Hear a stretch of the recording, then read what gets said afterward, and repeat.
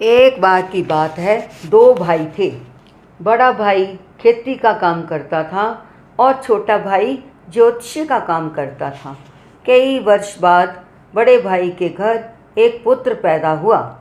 घर में सभी खुशियां मना रहे थे। बड़े भाई ने छोटे भाई से कहा, भैया अपने भतीजे की कुंडली तो देखो ज़रा।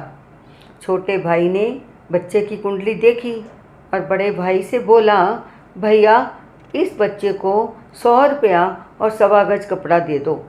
भाई ने ऐसा ही किया। ऐसा करते ही बच्चा स्वर्ग से धार गया। जब दूसरी बार उनके घर फिर से पुत्र पैदा हुआ तो भाई भाभी ने छोटे भाई से कहा, भैया इस बार आप इस बच्चे की कुंडली मत देखना, जो हमारे मुकद्दर में होगा हमें मंजूर है। परंतु इस बार जब ज्योतिषी भाई ने उस बच्चे की कुंडली देखी तो बहुत खुश हो गया और बड़े भाई से कहने लगा, भैया इस बच्चे को आप बड़े प्यार से पाल लीजिए, ये आपका बहुत कर्जदार है। ये 7 जन्म तक बार बार आपका बेटा बनकर आता रहेगा और कर्ज चुकाता रहेगा। परंतु एक शर्त है, मेरे कमरे की चाबी इसको कभी मत देना।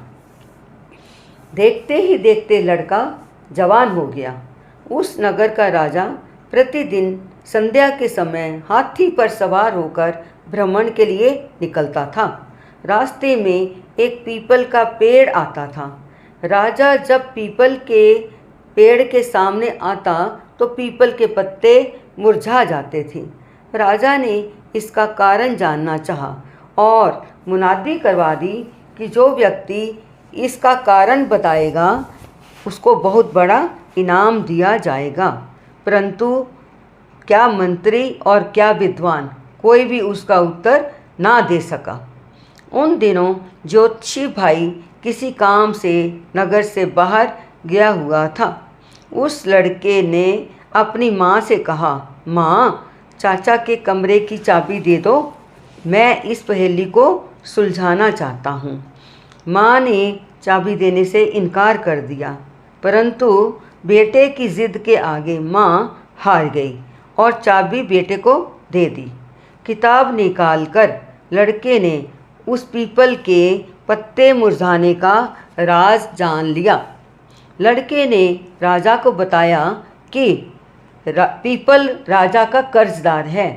पीपल की जड़ में धरती के अंदर धन गड़ा पड़ा है।